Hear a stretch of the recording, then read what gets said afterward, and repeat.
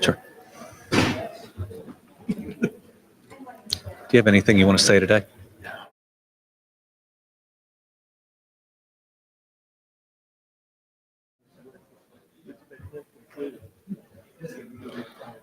All right.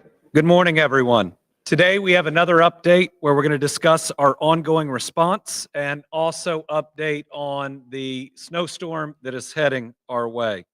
Yesterday, I toured Pike County and it has been hit hard. Significant damage to homes, the inside of homes, so many people having lost just about everything on the first floor. Businesses that had 6 to 8 feet of water through them. Talked to one lady who runs a small business that opened her doors and just didn't know where to start. Just about every piece of equipment that she had invested in over 10 years wiped out. City of Coal Run hit especially hard, and we're thinking about them. Today, I have the unfortunate news of also updating our fatality count. We are now at 14. The two new fatalities both come from Jefferson County, an adult female, an adult male. They appear to have been homeless.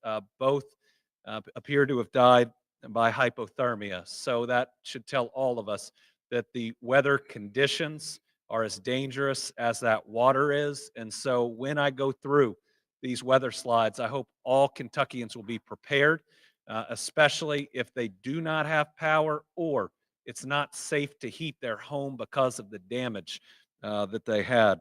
Let's remember that this 14 fatalities is not just a number. These are children of God. These are Kentuckians that are missed by their families and by their communities. I'm already hearing from people who know these individuals, and let's pray for them and let's support them. Uh, we now have disaster declarations, written declarations from 44 counties, uh, verbal declarations by 13 counties, 12 cities written, and 7 cities verbal. That again should reinforce that this has been a natural disaster and continues to be of incredible breadth all across Kentucky, with counties hit, in the east, in the central, and in the west. I mean, you look at Pike County and Woodford County, both being counties that have written disaster declarations. Yesterday, we got to see our National Guard in action. We've long had the best National Guard in the country, and they proved it again. The Kentucky National Guard, Kentucky State Police, and Kentucky Emergency Management, alongside partners from Indiana and Tennessee National Guard, to work together on more than 800 response missions yesterday. Their dedication and teamwork have been critical in this response. Yesterday in Martin County, we sent out helicopters from KSP as well as the Kentucky and Indiana National Guards.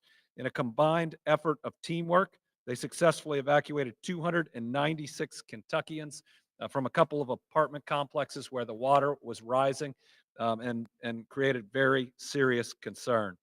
As the situation evolves, the Kentucky National Guard is transitioning from life-saving missions to recovery efforts focused on debris removal, restoring access, and transporting supplies to affected communities. And we're going to be pre-positioning Guard assets for the coming snowstorm, given our concern about getting the roads pre-treated and what 6 to 8 inches in some areas of snow can do on top of what we've already seen. There's some concerns there because of people being stranded, maybe not being able to get out because of mudslides on the road. And so we want to make sure that we're ready.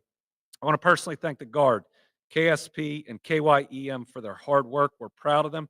Soon you're going to hear about this mission from Brigadier General Brian Wurtzler. I want to go over a couple of weather slides so we know what's coming at us because it is significant. Let's put up the first one. So this is the most recent forecast from the National Weather Service, which continues to give us updates. What it says is that we could get in the west, I think up to 8 inches of snow in some areas.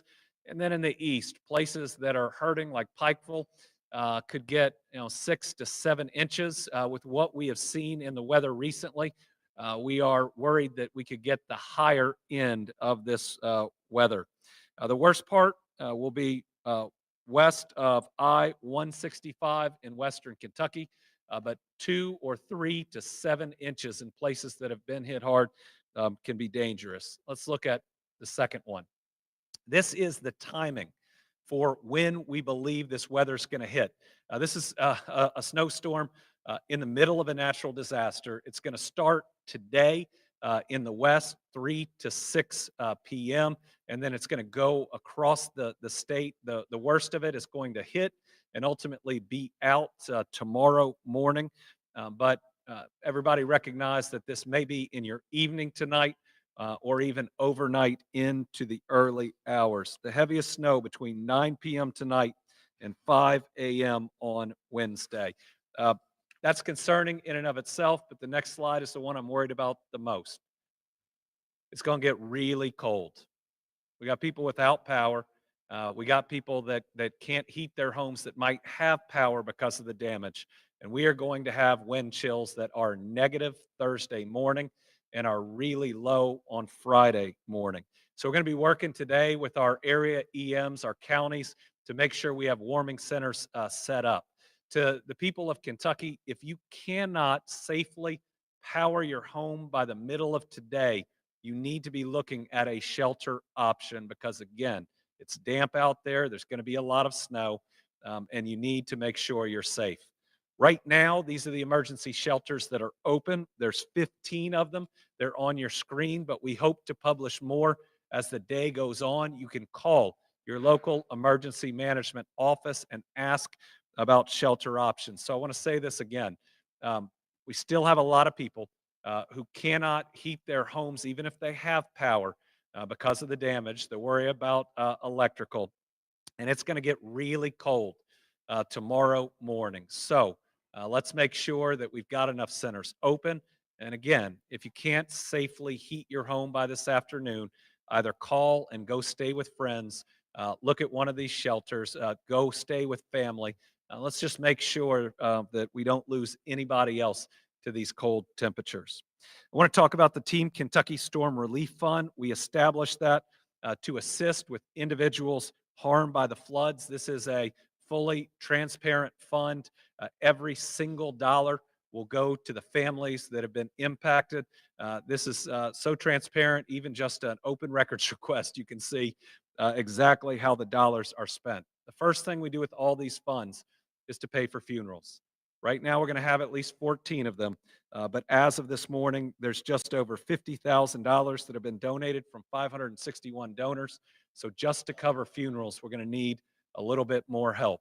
I mean, remember, we mourn together first, and none of these families that have lost their loved ones to such tragic circumstances should have to worry about being able to afford a funeral or should have to wait for reimbursement for one. So I'd ask everybody out there, let's be generous to help these families, especially in their time of grief. We have operations teams across the country, across the Commonwealth. They are in Clay, Perry, Leslie, Letcher, Knott, Breathitt, Harlan, Floyd, Pike, and Martin counties. We still have 2 National Guard helicopters in the east at Big Sandy, able and available to help. We have more air support from our Guard that is here in Frankfort, as well as KSP that can be deployed as needed. We were able to release the Tennessee National Guard. We thank them very much. We believe Indiana will head back home today. We're really grateful for all of their help. We're going to be able to draw down some, especially of the out-of-state teams that are here as we move from an emergency response that will likely continue through this snowstorm, but eventually to more of a recovery phase. I want to thank all our utility workers because as this cold approaches, we're now down to just 4,189. Actually, it went up a little bit, 4,303 customers without power. But do remember that some people that have power might not be able to safely heat their homes because of the water damage that they've experienced. The drinking water systems are coming back online. We still have one system not operational, Elkhorn City, but they are working hard. They're working really hard to get that back up online, and we appreciate them. We have 26 systems under limited operations. We have 53,077 service connections under boil water advisory. That's higher because we now have more customers that are getting water, but it's just going to have to be boiled for a period of time. We now have 18,245 service connections without water. On wastewater, we have two systems that are not operational. That's the Jackson and the Thelma plants. 32 are listed as limited operation. 13 are bypassing. 12 systems with lift stations have reported overflowing. Our Kentucky State Police was a part of that air rescue and then is helping each and every day in their communities. Since Saturday, the telecommunicators have taken 9,663 calls for service. They continue to assist in so many different ways. Um, this is new today. Our Kentucky State Police posts are going to be open to take calls about missing persons or individuals that might need wellness checks. I believe we have the district numbers that are up on the screen right now. What this will allow us to do with both our USAR teams and KSP is do more targeted wellness checks where we believe that there is a concern for an individual. We did not lose cell phone service for most of the areas affected, which leads me to believe that most people have contacted their family members or their friends. But if you are worried about somebody, you haven't heard from them, you know where they live, these are numbers to call, and we'll get that information routed here through the EOC. Thank you to the Kentucky State Police for accepting this mission and for helping us, FEMA, and everybody else to coordinate this response. So we'll post this on social media. KSP will, emergency management will. These are the numbers to call if there is a missing person or you know that a wellness check is needed on someone. We now have 191 people currently being sheltered at 4 Kentucky State parks, occupying 72 rooms. After Pike County, yesterday I went to Jenny Wiley, where we have 112 adults and 31 children. Jenny Wiley, at least yesterday, was inaccessible for most people getting in or out. I had to take a National Guard high axle vehicle and then a pontoon boat to get to the lodge, but everyone is safe. And I want to thank our parks workers. I mean, they're coming over that same way, getting transported in and out each morning to make sure that they can make it. I even saw a shift change, and it just so proud of our Team Kentucky members that were there, making sure we were taking care of people. Pine Mountain has 2 adults, Natural Bridge 16 adults, 9 children, Buckhorn 13 adults, 8 children. Buckhorn has limited operations. And we may open Carter Caves if needed for specific populations. Kentucky Transportation Cabinet update. Remember, these numbers go up and down. They may go up because of mudslides. The embankments are wet, so we're having new hazards on the roads. 296 state or federal roads that are closed, and they are in every corner of the state.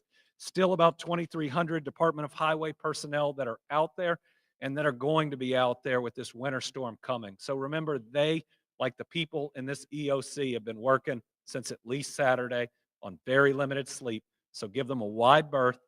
When you see them in your community, thank them. These are heroes like everybody in this center that are doing their very best, that are working overtime because they care about their fellow Kentuckians.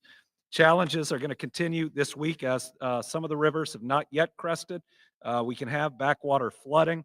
We have saturized ground plus freezing temperatures that could lead to more mudslides. And again, the receding water could lead to embankment failures. In good news, all our driver's license offices are open today. Some had been previously inaccessible. We showed you earlier, we have 15 emergency shelters open right now. These have been primarily for flood victims. We're going to need warming shelters across the state, especially in these areas. Again, if you don't have power or can't safely, let me say that again, safely heat your home, because there are lots of ways that people try to heat it unsafely. You need to be calling friends or family. You got some time today to do that. Please, we're already in a very difficult situation. We don't want it to get worse. You have time. to get to a safe place by tonight, to wake up somewhere warm as opposed to the wind chills that we're going to see tomorrow. City of Jackson's water's been restored. That means our 2 Department of Juvenile Justice facilities located there, they're now able to shower and wash clothes, but we're continuing to use bottled water until it's safe. The Southeast State Correctional Complex in Floyd County now has access to water, but boiled water advisory is in effect. A bridge leading to the maintenance building of the Bell County Forestry Camp, which is a minimum security prison, has been completely washed out. It's not affected our operations. It just is affecting that infrastructure. All right, once again, I want to go over when to call 911 and when not to, and that will apply in this snowstorm that's coming as well. If you have an emergency or a life-threatening situation, call 911. We want you to call 911. The people are ready to take that call and get help to you. But if you're not in an emergency or life-threatening situation, if it's more of an immediate need situation, you need to call the 502-607-6665 number. A lot of people are doing this, and I just saw we were backed up a certain number of calls. We're surging the number of people to answer them. Please keep calling this number. We'll do everything we can to have enough staff to get to you. And if you've made a call but haven't heard back, know that we are adding additional resources there. Finally, this morning, we applied to Secretary Noem and President Trump through FEMA for individual assistance for our people. If that's approved, there would be serious needs assistance available of $770, cleaning and sanitizing funds of $350, and then potential applications with a max grant award of $43,600. From what I saw yesterday, I think this is an event where people might not have that max amount of damage, but they'll have lost a whole lot, especially on their first floor, appliances and other parts of their home. And then there'll need to be some serious repairs, electrical, HVAC, and others to make their home habitable again. I'm going to turn it over to the general. He will be followed by Director Gibson, who I'm told I called secretary yesterday. He has not, at least yet, been promoted, and he has not gotten a raise, but he is still here, working as hard as he can. And let me just, as I turn it over, you can see some of the folks that are in here. This is level 1. This is the A team. They've been working a ton, and I just want them to hear, and I want you to hear how grateful I am to everyone at the EOC, all of our emergency managers that are out there. They should be really proud of their work, and we should be really proud of them. General. Thank you, Governor. Good morning. I'm Brigadier General Brian Wurtzler. I'm the Deputy Adjutant General for the Kentucky Army National Guard. Since Friday, we've had more than 250 soldiers and airmen from the Kentucky Army and Air National Guard, as well as airmen or air guardsmen from Indiana and Tennessee National Guard, as the governor mentioned. Within our units from 149th Maneuver Enhancement Brigade, 75th Troop Command, 63rd Aviation Brigade, within the Air Guard, 123rd Air Wing, their Special Tactics Squadron, and their contingency response teams have been on mission. We have assisted in 16 of the counties from Paducah to Prestonsburg since Saturday. We are happy, as the governor alluded to, talk about the mission yesterday, the Joint Air Mission, working with KSP, where we rescued 296 Kentuckians in Martin County, utilizing 9 aircraft from KSP, Kentucky National Guard, Tennessee National Guard, Indiana National Guard. As the search and rescue winds down and our ground teams are assisting with debris removal to restore trafficability in affected counties right now. As we transition our missions from flooding response to potential winter weather response, our focus remains on the safety of Kentuckians that we serve, as well as our airmen and soldiers within the Kentucky National Guard. The National Guard's motto is always ready, always there. And we will continue to work with the governor and the Kentucky Emergency Management to anticipate needs and deploy resources as requested. The Kentucky National Guard remains committed to safeguarding the well-being of the Commonwealth's citizens during this challenging time. Thank you, and I'll be followed by Director Gibson. Thank you, General. Thank you, Governor. So this morning, I just come to you with a brief update on the operational status. The governor's done an excellent job telling you about what's going on now and what's coming up with this new weather event. So I wanted to just give you a brief update at that operational level, what's going on for us and the things that we're doing. We're still working very hard to make sure that all of our people have got the resources that they need to get through this next event. We believe that this water rescues, many of them are going to start slowing down today. That'll allow our teams and crews to refit, get their gear straightened back out, get a little bit of rest if we don't receive any emergency calls for life-threatening situations. We'll use that time to prepare for this next event that you all have all heard about this morning that we know that's coming. There's more work to be done. So as we continue to stabilize the ongoing flooding event, we're expanding our efforts to help in this new winter storm event, as we know that many of people are still without power, but those that have got power restored may not have all of their homes back in operational order, where they may not have all their heating appliances, or their furnaces have been damp, or their hot water heaters have been damp. So we know that many of those appliances may be failed at this point, and we understand that that cold weather that's coming in is going to increase the need for our team to provide resources to those individuals that may be in those situations. So we're going to expand our efforts on that as we continue to stabilize the ongoing flooding situation. Our resources and personnel are fully engaged in the ongoing event now, and anybody that needs anything, please let us know. We'll do our very best to accommodate it. Like the governor said, our phone lines have been packed with calls. Our team is running through those and providing that assistance.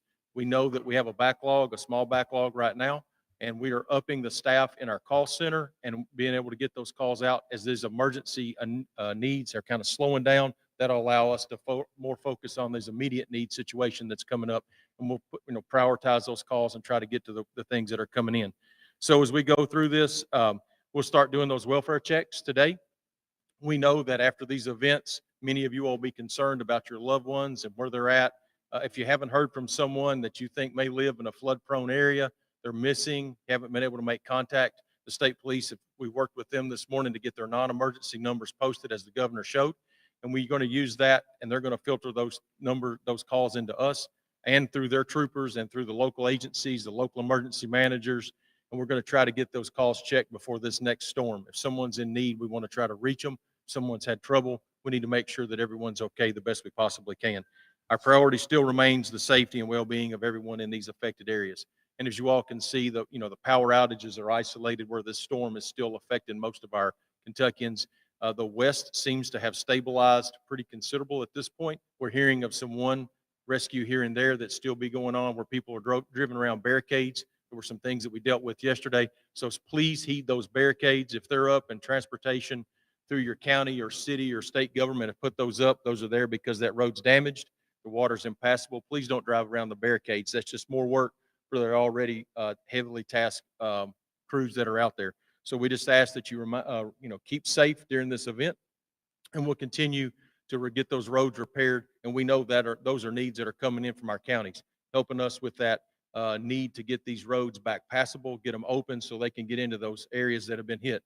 So we're working with our county road departments across the Commonwealth to help their partners in those other counties. So we're working on some mutual aid between our counties that have not had major impacts to help those that have had some major impacts to their roads. So if your county has some available equipment that you'd like to share in mutual aid with your counties that are impacted greatly, that need their roads repaired, if you could spare them for a few days, that's what we'll be coordinating here in our building to try to help that, because those counties are calling us and asking us, can you give me some additional equipment down there? And if you have the ability to help out. Now, with that snowstorm coming, I understand you're probably not going to be able to release your plows and your trucks. So we're facing this issue. As you see, we've got this additional need that's going to lay on top of the ongoing need.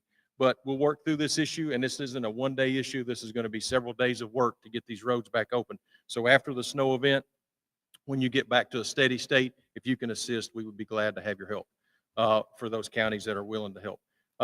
As we continue to work with this, like I said, we're going to move through this event. You saw the weather conditions coming up for this new event. Our team is still here. We're not going anywhere. We're going to be ready and able to respond to the needs of the Commonwealth during this new event.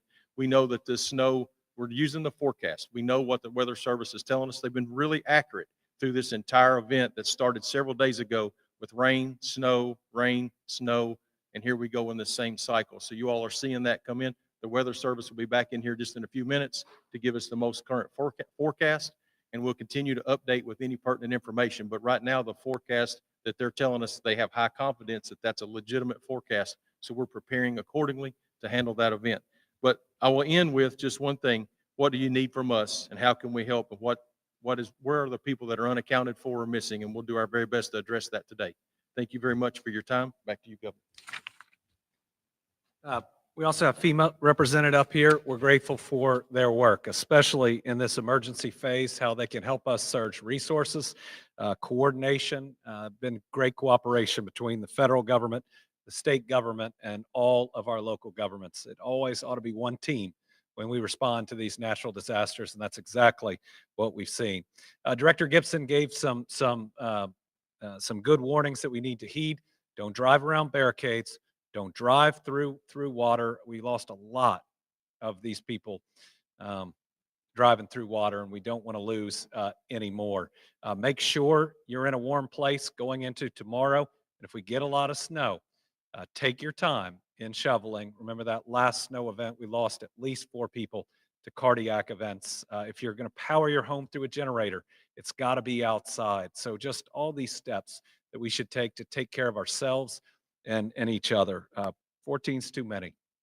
We don't want to see a 15th or a 16th, whether that's today or through this snowstorm. We want everybody out there to stay safe. With that, we'll open it up to questions. We got 2 journalists here and 2 on the line. We'll start with Karen Czar.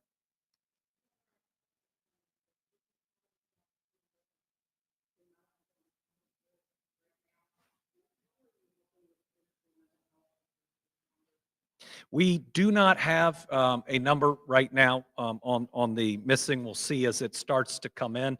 Again, with cell phone service not going out, we don't think that this will be as big as we saw during some of those other disasters where you just couldn't reach someone. I mean, I couldn't reach my cousins in Dawson Springs.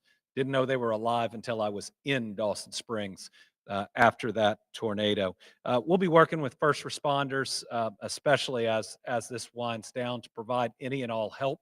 Certainly, we have those resources through the state. We also have a disaster distress hotline that people can and should call, as well as if someone is in crisis, the 988 crisis line is so important with trained people that are on the other end. I think it's a little too early to announce, but I've also had another state that's one that's great to visit, reach out and say they're going to try to put together a package for our first responders to get a little R&R later. I want to see that governor send me the information first, but I'm hopeful that that's available to our first responders. Carolina.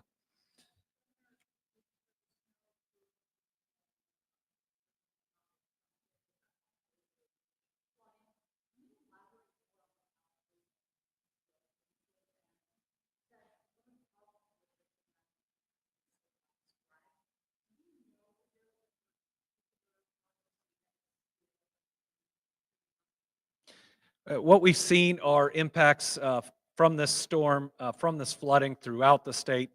Eastern Kentucky is still experiencing it at a level that most other parts of the state are not.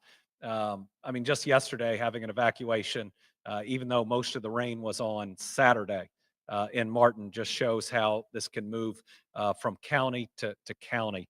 Now, my biggest worry, because this is a continuing event, is the cold, with people who are displaced and or are unable to safely power their homes. So our goal today is to continue to view this as an emergency event and to have as many resources as we can available to help our people as we move from floods to snow. And remember, with all these impassable roads, we've got to make sure that people in communities that can't get out are safe and have what they need to get through these next days of snow. Tom Latek on the line. Thank you, Governor, and good morning to everyone over there. You mentioned that you have applied for the individual assistance from FEMA. I know there's a threshold you have to reach before you can get that. What is the threshold, and are you confident that we have indeed reached that? We'll get you those numbers. What we have to do to get individual assistance flowing early is to give the best evidence that we can, that we have sufficient damage and have met that threshold. From everything I saw yesterday, I think we're going to be at or above it, but it's going to be a little bit different in how we have to provide that information, as opposed to this just being one area that was hit and wiped out like the line of the tornadoes. This is damage all over the state. So we got to take a number of different data points and put them together so that FEMA, the secretary, and the president have the confidence that we're going to meet that threshold. I'm very confident we're going to meet it, but it's going to be a little bit different. Before what we saw is people's entire home wiped out. This one is going to be just significant damage that we see within a home, but hopefully they're able to return to that home. Stan Ingold from WEKU. Thank you, Governor. Uh, as this winter storm rolls in on the tail end of this flooding, is there concern about a second flooding event as as temperatures start to rise after this winter storm, after everything that's been going on? At the moment, flooding isn't the top of those concerns and isn't predicted for this to significantly add to the event we faced. We're more concerned with the roads, people's safety on the roads, and then the really cold temperatures coming in. Those are the two primary concerns that we're facing now. So let me say it again. If you can't safely warm your home by this afternoon, make sure you call friends or family, go stay with them, get kids to a safe place or find one of these emergency shelters. It's not it's not fair that we got hit again. It's not fair that some of the same areas got flooded again, and it's certainly not fair that we're getting hit by a snowstorm while this is still going on. But we here in the EOC and in our counties, we don't get to stop because it's not fair. We got to push through and do the very, very best for our people. We need the people out there to respond and make sure that by late tonight you are in a safe place. All right, we will have more updates through social media that we'll push out today. I want to thank everybody for getting the best information out. Reminder, the Team Kentucky Storm Relief Fund is important. I want to make sure these families don't have to worry about those funeral expenses, and far too many families are going to have one of those funerals. So let's be great Kentuckians. Let's take care of each other today. I want to finally put up the numbers again of our KSP posts as we close out. Those are the numbers to call if you are worried about someone being missing. Call the post in that area and or have a wellness check that you believe needs to be conducted. Thank y'all.